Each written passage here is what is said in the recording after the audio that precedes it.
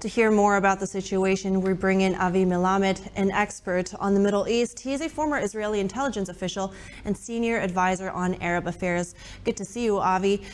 So first, Netanyahu just rejected Hamas conditions for hostage release again. And earlier in the program, we heard that he made his stance pretty clear. But do you think there is a scenario where either of the sides changes their stance a little bit and move closer to an agreement? And what scenario would that be?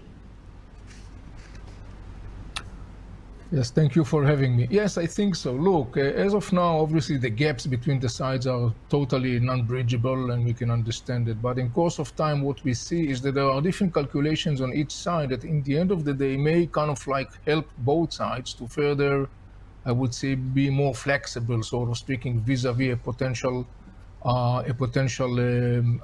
deal to actually to bring back the hostages and to end the war. On the Israeli side, as you mentioned, there is this, on the one hand, there is this pressure of the families of the hostages and also within Israeli public opinion on the government to be proactively working constantly to do such a deal, to bring back the hostages back home. But at the same time, in Israel, in public opinion, there is a consensus wall to wall that the war should continue and Hamas military power should be eliminated and Hamas will not be anymore threatening the state of Israel as it did. On Hamas side, what we see is something not less interesting. One of the major things that Hamas constantly market itself to the Palestinian, and particularly with the context of this war, Hamas leader says we are going to clean all the Israeli jails from Palestinian prisoners. These are about some 6,000 Palestinians imprisoned in Israel. They have been convicted in courts for being involved in terror attacks. And this is one of the major things Hamas committed time and time again to the Palestinians.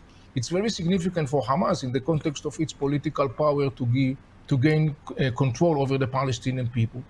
Now it seems like there are some second thoughts and second voices within Hamas vis-a-vis that issue. Interesting enough, yesterday there was a document published by Hamas, an 18 pages document, basically Hamas explaining the 5 reasons why he launched that war.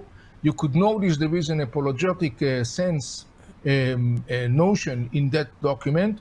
And one of the interesting things is that Hamas does not mention the story of the prisoners as one of the 5 reasons why he launched that war. It may be Hamas' way to signal to the Palestinian public opinion that they should be more realistic in the expectations of how many Palestinians could be released in the end of the day in a frame of a possible Israeli-Hamas deal. Very interesting, also that tidbit about the document released. But for a moment here, let's stay on the Israeli side.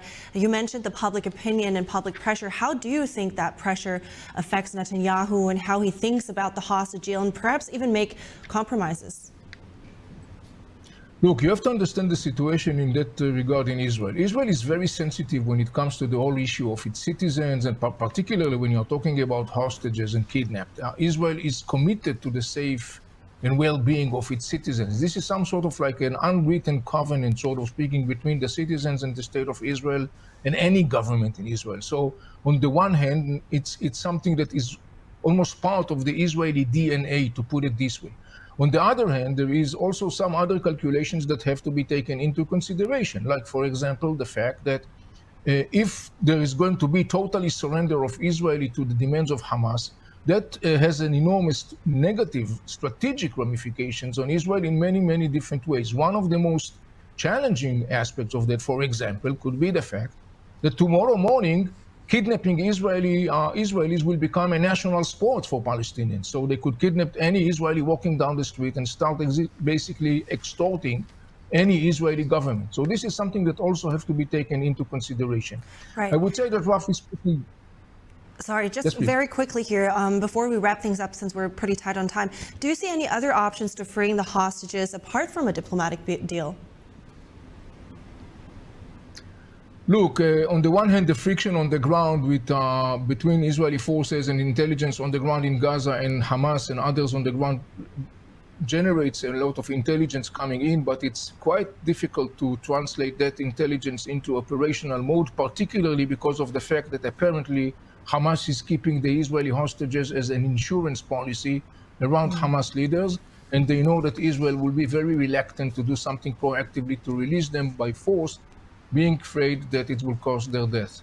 Understood. Thank you so much, Avi Melamed. I really appreciate your time this morning. Thank you. Have a good day.